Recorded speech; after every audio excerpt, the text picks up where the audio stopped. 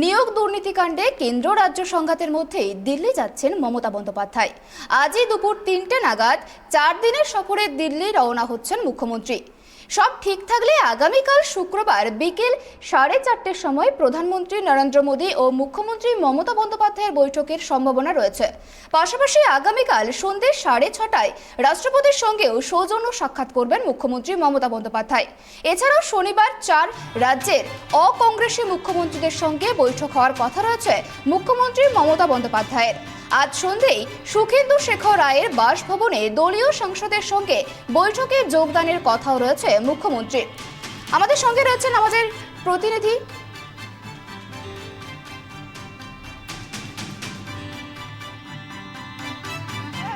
আমরা আগামী 4 দিন মুখ্যমন্ত্রীর সঙ্গে প্রধানমন্ত্রীর কি বৈঠক রয়েছেন, কি কর্মসূচি রয়েছেন, আমাদের সঙ্গে আমাদের প্রতিনিধিদের সাথে কথা বলে সবিস্তারে জানবো।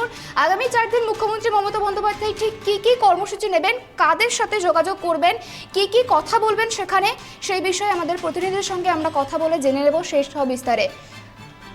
আমাদের সঙ্গে রয়েছেন আমাদের প্রতিনিধি দেবযানী সরকার। দেবযানী, তুমি শুনতে পাচ্ছ আমার কথা? ধন্যবাদ দেবযানী তোমাকে আমাদের লাইন গ্রুপ ফোনিং কলে আসার জন্য। তোমার থেকে জেনে নেব আগামী 4 দিন মুখ্যমন্ত্রী মমতা বন্দ্যোপাধ্যায় দিল্লি সফরে গিয়ে ঠিক কি কর্মসূচি নেবেন, তুমি যদি সবিস্তারে আমাদের একটু জানাও। আজকে মুখ্যমন্ত্রী মমতা বন্দ্যোপাধ্যায় দিল্লি আসছেন। আজকে বিকেল 4:30টার সময় তার যে দলীয় সাংসদ রয়েছেন সুখেন্দু শেখর রায়, তার বাড়িতে একটি চা চক্র আয়োজন করা হয়েছে। সেই চা চক্রে দলীয় যে অন্যান্য সাংসদরা রয়েছে তাদেরকে ডাকা হয়েছে এবং সেখানে মুখ্যমন্ত্রী মমতা বন্দ্যোপাধ্যায়, সাংসদ অভিষেক বন্দ্যোপাধ্যায় উপস্থিত থাকবেন। এবং আমরা এটা জেনেছিলাম যে এর আগে নৈশভোজের আয়োজন করা হবে, কিন্তু গতকাল রাত্রে সেই নৈশভোজ বাতিল হয়, শুধুমাত্র চা চক্রে আলোচনা হবে। এখনো পর্যন্ত সেটা ঠিক রয়েছে এবং আগামীকাল শুক্রবার মমতা বন্দ্যোপাধ্যায়ের সংসদ ভবনে যাওয়ার কথা রয়েছে। সেখানে সেন্ট্রাল হলে তিনি অন্যান্য রাজনৈতিক দলের নেতা, তার পুরনো সতীর্থদের সঙ্গে দেখা করতে পারেন।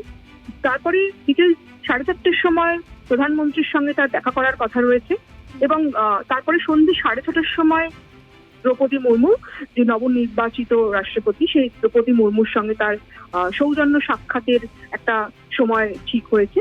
এবং তারপরে মানে শনিবার দিন 4 রাজ্যের মুখ্যমন্ত্রীর সঙ্গে তার দেখা করার কথা রয়েছে। সেই মুখ্যমন্ত্রীদের তালিকায় অরবিন্দ কেজরিওয়ালেরও নাম রয়েছে এবং 7 তারিখে নীতি আয়োগের বৈঠক রয়েছে। নীতি আয়োগের বৈঠক অত্যন্ত গুরুত্বপূর্ণ বৈঠক, তার কারণ আমরা দেখেছি এর আগে যতগুলো নীতি আয়োগের বৈঠক হয়েছে, 2019-এ লাস্ট বৈঠক হয়েছিল, যেখানে প্রধানমন্ত্রী অন্যান্য মুখ্যমন্ত্রীদের সঙ্গে একদম সরাসরি সকলকে নিয়ে মুখোমুখি বৈঠক করেছিলেন।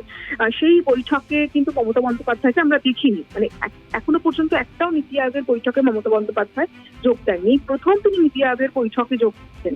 এমনকি এর আগে ভার্চুয়ালিও যে বৈঠক হয়েছিল সেখানেও মমতা বন্দ্যোপাধ্যায়কে দেখা যায়।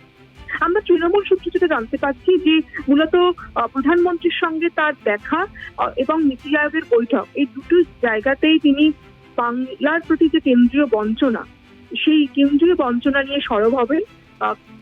প্রত্যেকটা তার যে কর্মসূচি, প্রত্যেকটা জনসভা এবং শেষ যে 21শে জুলাইয়ের মঞ্চ, সেখান থেকেও মমতা বন্দ্যোপাধ্যায় বলেছেন যে 7 মাস ধরে 100 দিনের কাজের টাকা বন্ধ করে রেখেছে তিনি কেন্দ্রীয় সরকার। বাংলার যে বাড়ি, সেই প্রকল্পেও টাকা দিচ্ছে না। এছাড়াও একাধিক কেন্দ্রীয় প্রকল্পে টাকা দেওয়া বন্ধ করে দিয়েছে কেন্দ্রীয় সরকার। ফলে রাজ্য চালাতে তার অসুবিধে হচ্ছে এবং ফলত তিনি নিজে থেকেই আজকে এগিয়ে এসেছেন। তিনি নিজে আজকে, এবং আমরা দেখেছি 21-এর মঞ্চ থেকে তিনি হুঁশিয়ারি দিয়েছিলেন যদি বাংলার যে প্রাপ্য অর্থ যদি না দেওয়া হয় তাহলে তিনি দিল্লিতে অবরোধ পর্যন্ত করবেন বলে হুঁশিয়ারি দিয়েছিলেন। তো আমরা দেখলাম যে তিনি কিন্তু উদ্যোগী হয়েছেন, তিনি নিজে থেকে এগিয়ে এসেছেন এবং এগিয়ে এসে প্রধানমন্ত্রীকে আগে তিনি জানাতে চান তার রাজ্যের সমস্যাটা, কিভাবে তার রাজ্য চালাতে অসুবিধা হচ্ছে। কেন্দ্রের যে মানে রাজ্যের যে বরাদ্দ টাকা, সেই টাকা না পেয়ে তার কত প্রকল্প আটকে যাচ্ছে, এতে রাজ্যবাসী কতটা সমস্যার মধ্যে পড়ছে, ঠিকমতো পরিষেবা পৌঁছচ্ছে না তাদের কাছে এবং তাকে যে অনেক কষ্ট করে রাজ্য চালাতে হচ্ছে সে কথাই তিনি তুলে ধরতে চান। তাই প্রধানমন্ত্রীর সঙ্গে মমতা বন্দ্যোপাধ্যায়ের এই বৈঠক অত্যন্ত গুরুত্বপূর্ণ, তাৎপর্যপূর্ণ, বিশেষ করে যখন রাজ্যে একটা এই মুহূর্তে ইডি পার্থ চট্টোপাধ্যায়কে গ্রেফতার করেছে এবং সেখানে অনেক টাকা প্রকাশ্যে চলে এসেছে। সেখানে এই প্রধানমন্ত্রীর সঙ্গে মমতা বন্দ্যোপাধ্যায়ের বৈঠক অত্যন্ত গুরুত্বপূর্ণ, কারণ আমরা জানি দুদিন আগে যেটা আমরা বিজেপি সূত্রে খবর পাচ্ছি, শুভেন্দু অধিকারী, সুকান্ত মজুমদাররা তারা দিল্লিতে এসেছিলেন, অমিত শাহের সঙ্গে দেখা করেছিলেন এবং সেখানে তারা স্বরাষ্ট্রমন্ত্রীর কাছে যেটা আমরা বিজেপি সূত্রে খবর যে তারা আবেদন করেছিলেন যাতে প্রধানমন্ত্রী মমতা বন্দ্যোপাধ্যায়কে মানে বাংলার মুখ্যমন্ত্রীকে যাতে সময় না দেন। কিন্তু আমরা এখনো পর্যন্ত যা খবর পাচ্ছি রাজ্য নেতৃত্বের কথা কিন্তু রাখছে না কেন্দ্রীয় শীর্ষ নেতৃত্ব। প্রধানমন্ত্রী কিন্তু মমতা বন্দ্যোপাধ্যায়কে আগামীকাল বিকেল 4:30 সময় দিয়েছেন এবং মুখ্যমন্ত্রী কি বলতে চাইছেন সেটা তিনি শুনতে চাইছেন। একদমই দেবযানী, তোমাকে আমি আরো একটি প্রশ্ন জিজ্ঞেস করব যে এই যে মুখ্যমন্ত্রীর সঙ্গে প্রধানমন্ত্রীর যে সাক্ষাৎ, এই সাক্ষাৎকারে রাজনৈতিক মহলের উপর কি প্রভাব পড়বে? তারা কি ভাবছে এই সাক্ষাৎকার সম্পর্কে? দেখো, এই সাক্ষাৎ অত্যন্ত তাৎপর্যপূর্ণ, তার কারণ যেহেতু পশ্চিমবঙ্গে এখন একটা ডামাডোল চলছে।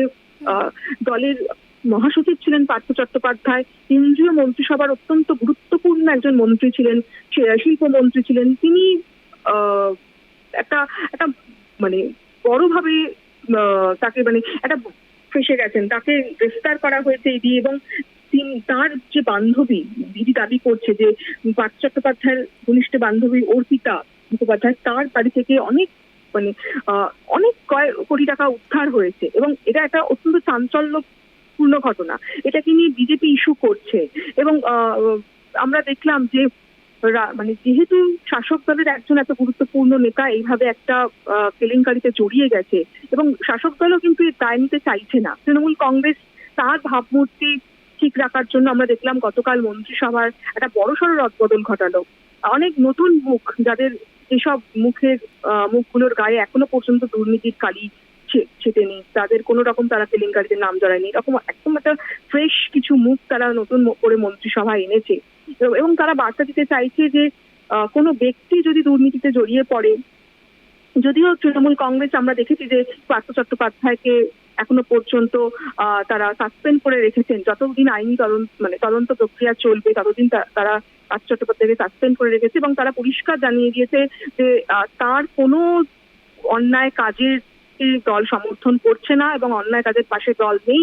দল তার নিজের ভাবমূর্তি রক্ষা করতে, মানুষের পাশে থাকতে বদ্ধপরিকর, এর জন্য তাদের যা করণীয় তারা তাই করবে। তো এইরকম একটা পরিস্থিতিতে প্রধানমন্ত্রীর সঙ্গে দেখা করাটা তার অত্যন্ত, মমতা বন্দ্যোপাধ্যায়ের এই যে সাক্ষাৎ, এটা অত্যন্ত গুরুত্বপূর্ণ ঘটনা, তাৎপর্যপূর্ণ ঘটনা। দেখো, বাম কংগ্রেস দাবি করছে যে হয়তো তারা একটা সেটিং তত্ত্ব তুলে ধরার চেষ্টা করছে, যে হয়তো প্রধানমন্ত্রীর কাছে গিয়ে তৃণমূল যেভাবে ফেসে গেছে, কোট অ্যান্ড কোট, মানে এটা বাম কংগ্রেসের অভিযোগ, যেভাবে জড়িয়ে পড়েছে এই কেলেঙ্কারিতে, তিনি হয়তো বাঁচতে চাইছেন। কিন্তু একেবারেই তৃণমূল সূত্রের খবর, তৃণমূল নেতাদের দাবি যে এমনটা নয়। প্রধানমন্ত্রীর কাছে মমতা বন্দ্যোপাধ্যায়ের দরবার শুধুমাত্র তিনি কেন্দ্রীয় বঞ্চনা নিয়ে সরব হবে, যেহেতু অনেক দিন ধরে বাংলার যে প্রাপ্য টাকা, সেই টাকা কেন্দ্রীয় সরকার দিচ্ছে না, আটকে রেখেছে।